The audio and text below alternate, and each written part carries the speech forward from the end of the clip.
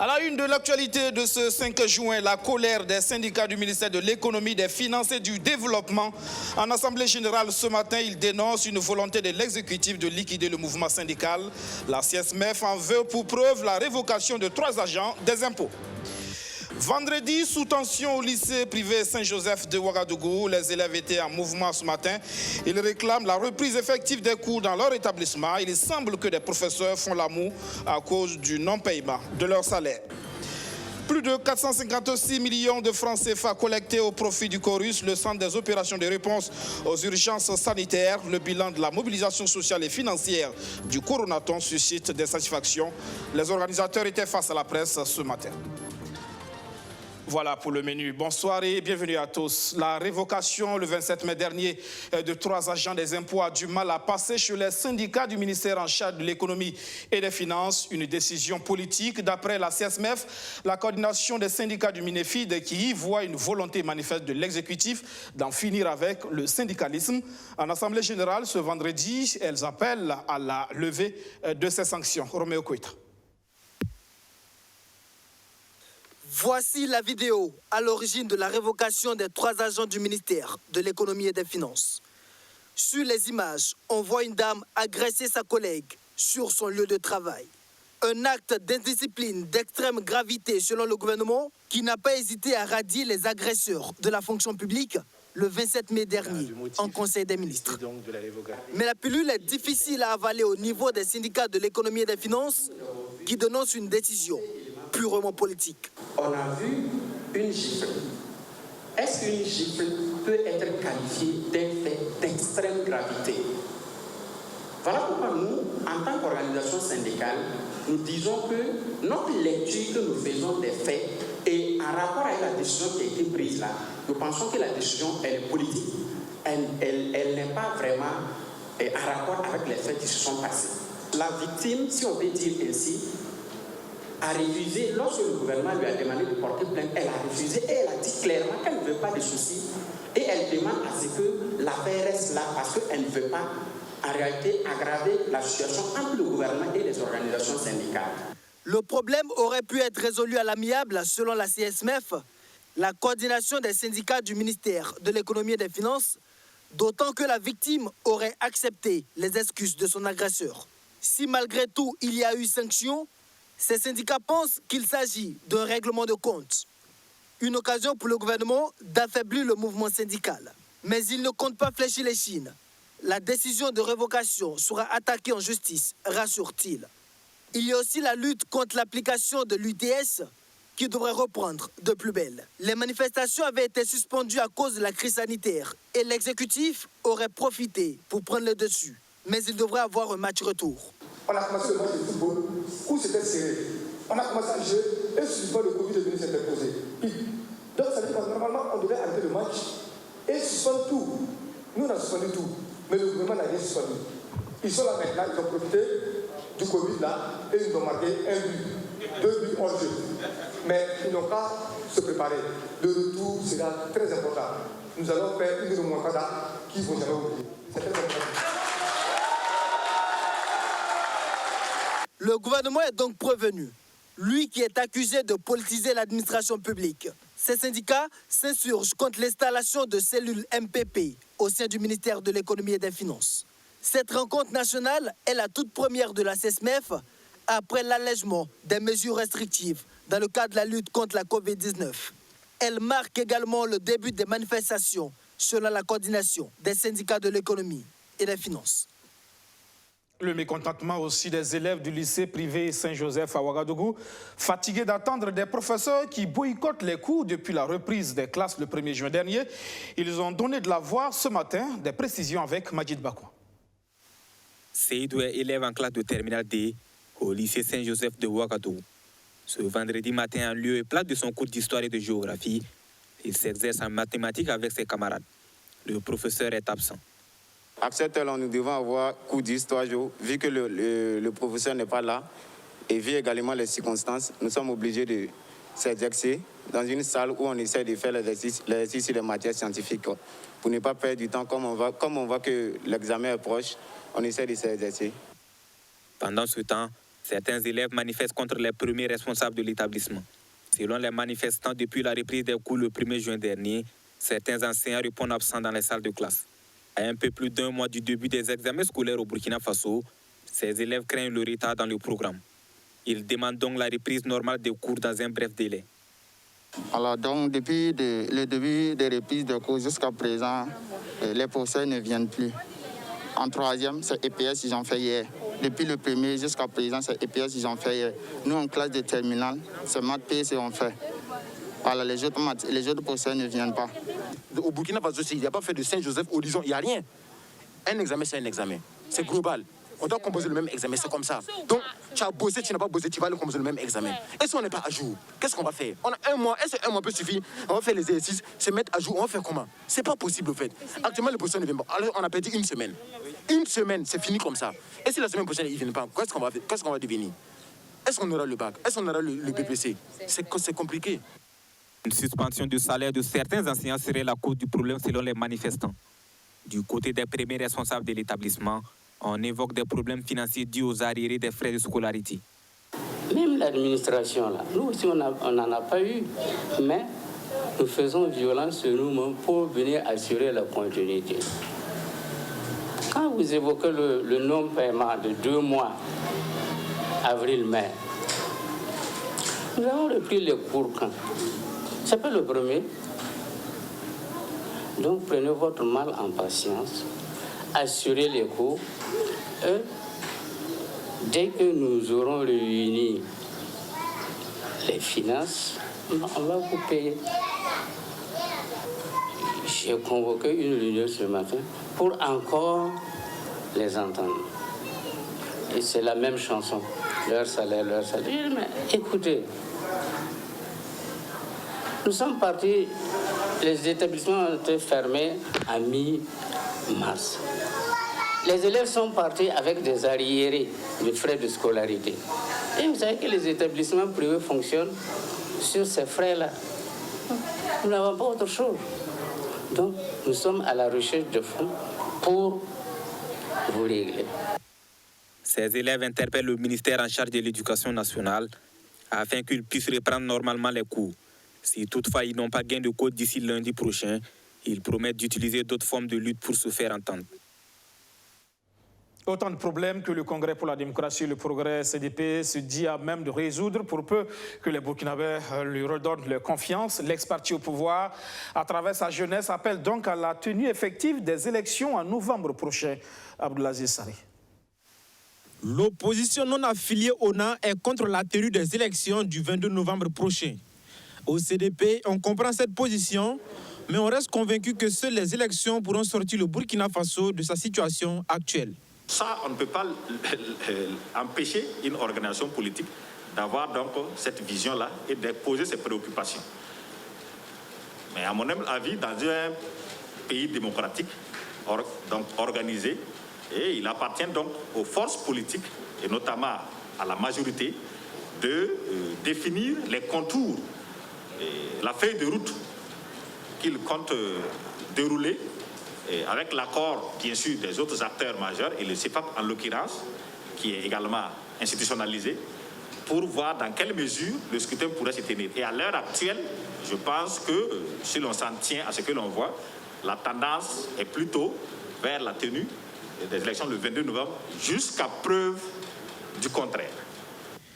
Insécurité grandissante, économie en difficulté, chômage. Pour le secrétariat national chargé du mouvement des associations et des organisations de la société civile du CDP, la majorité présidentielle a échoué sur tous les plans. Seul l'ex-parti au pouvoir peut donner au Burkina Faso son lustre d'antan. Du fait de l'insécurité, l'économie de notre pays est au plus bas. Cette situation réduit de manière drastique les recettes fiscales du pays, ce qui amène le gouvernement à emprunter régulièrement de l'argent pour faire face à certaines dépenses. Conséquence, le taux d'endettement ne fait que croître, hypothéquant davantage l'avenir des générations futures. C'est donc dans ce contexte que le CDP, sous l'impulsion de son fondateur, le président Blaise Compaoré, et avec la détermination et le dynamisme de son président Edi Komboyogo, se pose aujourd'hui, donc le CDP, comme une alternative sérieuse et crédible dans la perspective du double scrutin présidentiel et législatif de novembre 2020. Militants, sympathisants et même pour les sympathisants et électeurs de la majorité présidentielle qui sont objectifs et lucides devraient choisir la voie de la sagesse et de la raison en portant Eddy Kongwego à la magistrature suprême. Le CDP rassure, la quiétude est de retour au sein du parti. Et c'est donc avec un esprit d'union qu'il part à la bataille présidentielle. La bonne nouvelle pour les agents de santé en mouvement pour le paiement de leurs primes dans le cadre de la lutte contre la Covid-19. Ils reçoivent leurs primes des mois d'avril et de mai, annonce faite ce vendredi par le gouvernement. Quant à la courbe épidémiologique, elle est en baisse continue. C'est ce qui expliquerait la levée récente de mesures restrictives. Abdoulaziz Saré. Les agents de santé engagés dans la lutte contre la Covid-19 qui n'avaient pas encore reçu leurs primes sont désormais soulagés. Ils reçoivent depuis hier leur dû au titre du mois d'avril et de mai. Effectivement, la semaine passée, on avait dit que cela allait être résolu.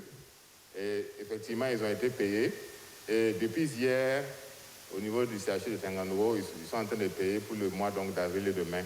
Donc hier, nous, ils ont travaillé jusqu'à tard dans la nuit et aujourd'hui, ils continuent pour donc, le paiement de ces agents.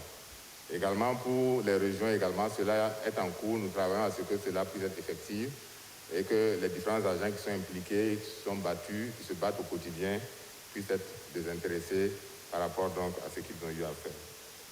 La courbe épidémiologique du Burkina donne des espoirs. Cependant, des efforts doivent être fournis pour maintenir ces acquis. C'est pourquoi le comité national en charge de la gestion de l'épidémie veut miser sur la communication afin d'amener la population à continuer de respecter les gestes barrières. C'est la communication, c'est l'engagement communautaire. Parce que c'est ça qui va nous permettre aussi que la population adhère aux différentes mesures que nous avons prescrites. Notamment, pourquoi il y a certains toujours qui ne portent pas le masque. Pourquoi il y a un certain nombre de personnes qui ne respectent pas les mesures de distanciation sociale. Et ça, c'est à travers l'engagement communautaire que nous allons le faire. Et comme il faut vivre avec la Covid, nous allons l'intégrer dans la surveillance de routine. Nous allons préparer les services à ce qu'ils puissent effectivement prendre les cas qui vont venir et lorsqu'un cas va aller donc dans une formation sanitaire donnée, qu'on ait le dispositif, les gens ne paniquent pas parce qu'ils ont été bien formés, parce qu'ils sont bien équipés en matériel et que vraiment, ils ont maîtrisé tout ce qui concerne donc la maladie. L'objectif du comité de gestion de la Covid-19 est le renforcement de la surveillance avec la prise en compte de la Covid-19 dans la routine. Un niveau où il faut que la routine puisse prendre en compte les différents cas qui vont persister pendant un certain temps. Donc le système de santé est assez préparé. Les agents de santé actuellement sont en train d'être formés dans les différentes régions, de telle sorte à ce qu'ils soient renforcés en termes de capacité. Et à un certain moment, ils vont être amenés donc à le prendre dans la routine. Les vols spéciaux continuent d'arriver au Burkina Faso avec souvent des cas positifs. Le comité de gestion de la réponse à la pandémie de la Covid-19 réfléchit déjà à trouver des alternatives avant que ces vols ne s'intensifient. De l'eau potable pour réduire la propagation du coronavirus, la belle idée des femmes du Lions Club Ouagadougou Émeraude profite à la population de Komsiliga. Un forage a été offert ce 3 juin à la commune. Le reportage de Juliette Tougri avec la voix de Rémi Lambert-Nébier. En seulement 6 mois d'existence, le Lions Club Ouaga Émeraude est à son 2e don. Aujourd'hui, ce sont les habitants de la commune de Komsilga qui bénéficient d'un forage. Une manière pour ces femmes du club Émeraude de soulager la corvée d'eau de leurs sœurs. Dans le cadre de la lutte contre le Covid-19, nous avons voulu faire une action pérenne. Au lieu d'acheter des seaux, nous avons préféré faire un forage qui est une action pérenne et qui sauve des vies tous les jours. Comme ils l'ont dit, l'eau c'est la vie. On ne peut pas faire quelque chose sans eau. Donc on a pensé que c'est vraiment une belle action. Voilà, les membres du club se sont cotisés pour faire ce forage. La commune de Komsilga, à travers ses premières autorités, a remercié le club pour ce forage qui va beaucoup soulager les femmes dans la recherche de l'eau. Nous prions le Dieu Tout-Puissant de toujours accompagner le Lions Club Ouaga Émeraude pour cette clairvoyance à l'endroit de la population de la commune rural de Komsilga. Monsieur le maire de la commune de Komsilga m'a chargé d'être assez bref pour traduire toute sa reconnaissance et sa satisfaction pour le geste noble que vous avez posé à l'endroit de la population de la commune de Komsilga. Même son de cloche pour le gouverneur du district 403 à 3 qui salue le dynamisme du club Émeraude. Ce qui est important encore plus ce matin, c'est que ce sont des femmes qui sont à la base de cette initiative. Ce qui est encore plus heureux pour moi, gouverneur, c'est que c'est le dernier club qui a été créé et qui est déjà sur le champ de l'action, qui est sur le champ donc, des œuvres sociales pour aider les populations démunies. C'est dire que lorsqu'on confie des choses aux femmes, c'est dans de très bonnes mains et c'est la preuve que nous avons ici ce matin. La réalisation de ce forage a coûté plus de 2 millions de francs CFA au Lions Club Ouaga Émeraude. Le principal objectif du club est la prise en charge des enfants démunis. La lutte contre la Covid-19 qui bénéficie d'une mobilisation sociale et financière remarquable. Le coronaton lancé en avril dernier a permis de collecter plus de 456 millions de francs CFA auprès de 7000 souscripteurs. Les fonds iront dans la caisse du Corus, le centre des opérations de réponse aux urgences sanitaires. Abdourazak Traoré.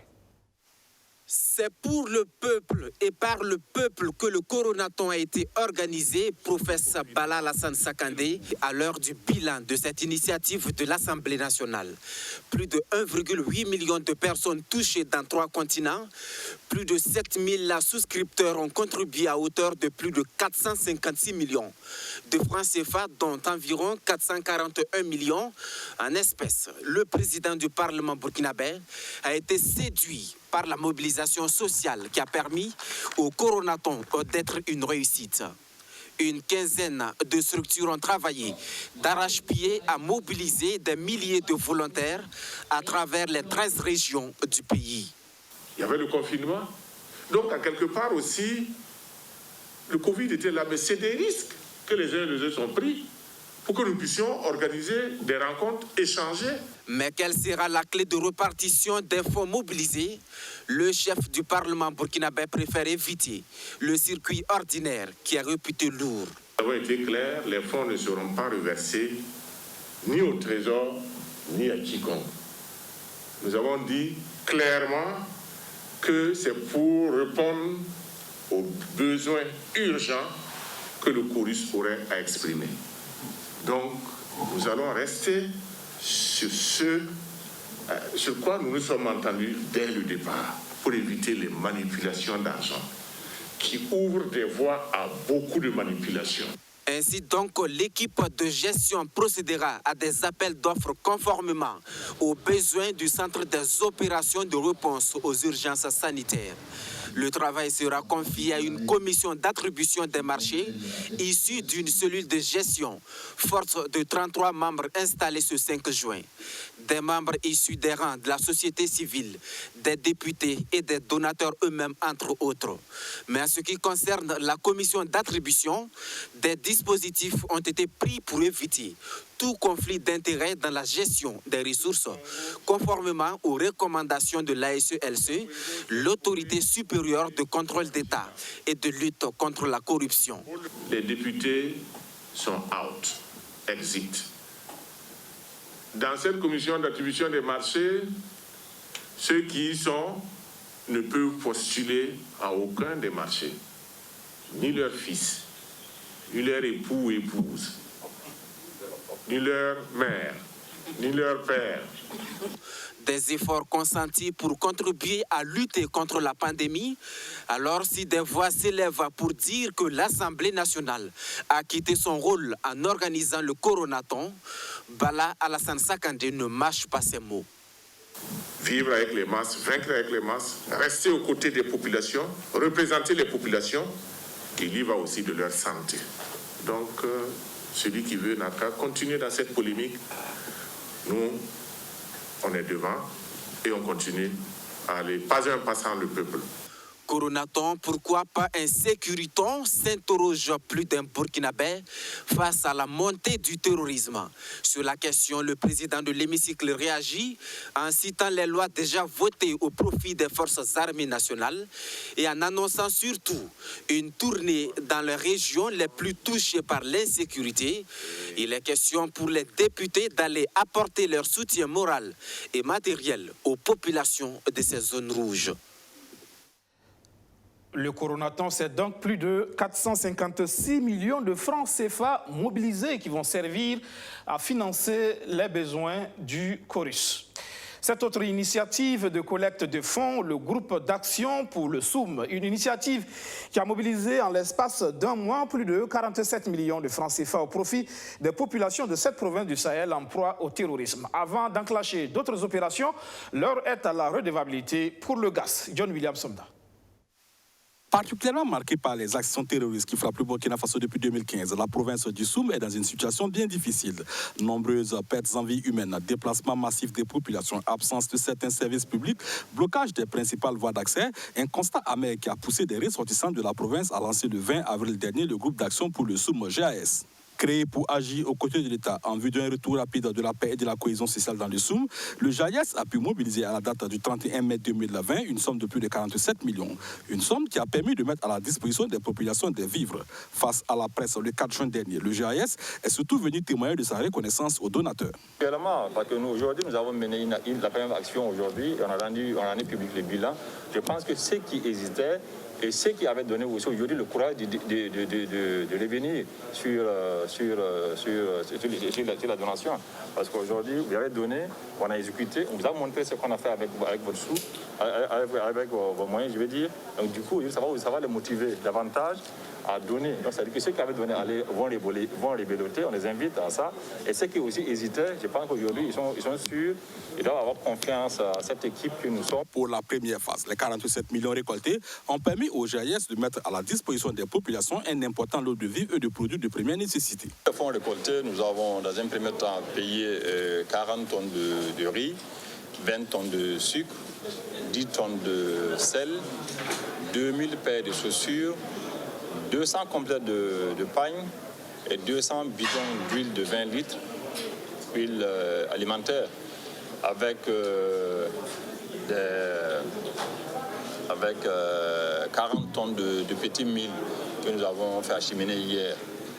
Donc ces fonds ont servi à faire face à ces actions. Après la remise des dons déroulés le 13 mai dernier, le GAS est parvenu à mobiliser ses partenaires pour un deuxième stock parti de Ouagadougou le 3 juin. Le groupe d'action pour le Soum compte ainsi sur le soutien des FDS et des populations pour la réussite des ponts qu'ils tentent entre la province du Soum et le reste du pays.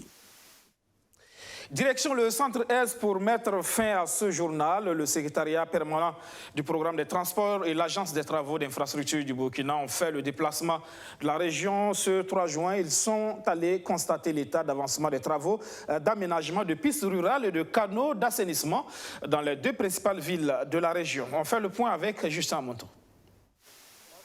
L'As Waregu Tengsoba Kouassagou dans la commune de Garengo est en plein chantier.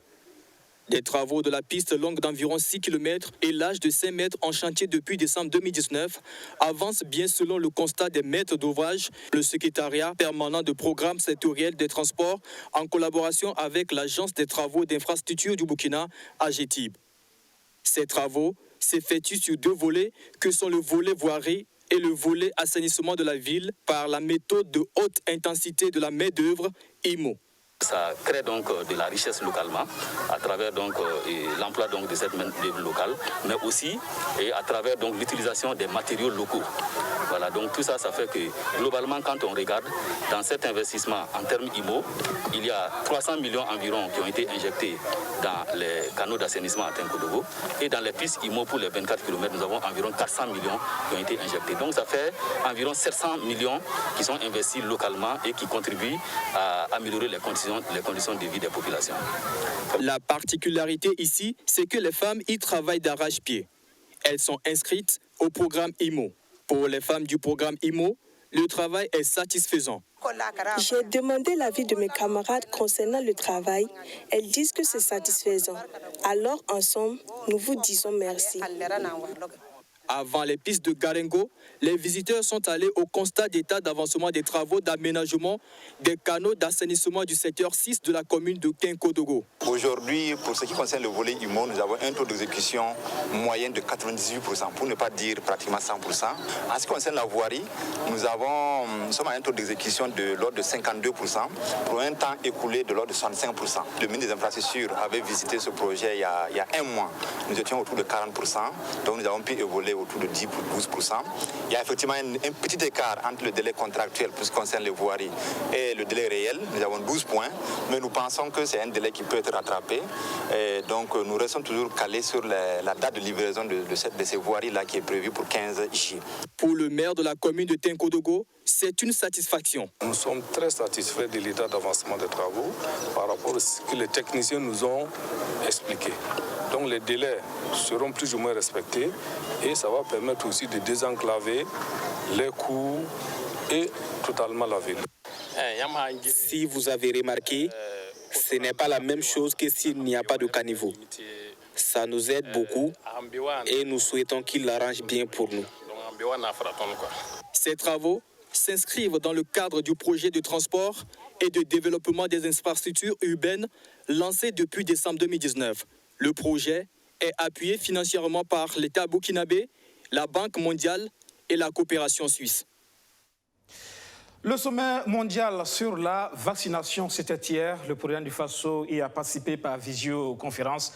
Un extrait de sa déclaration.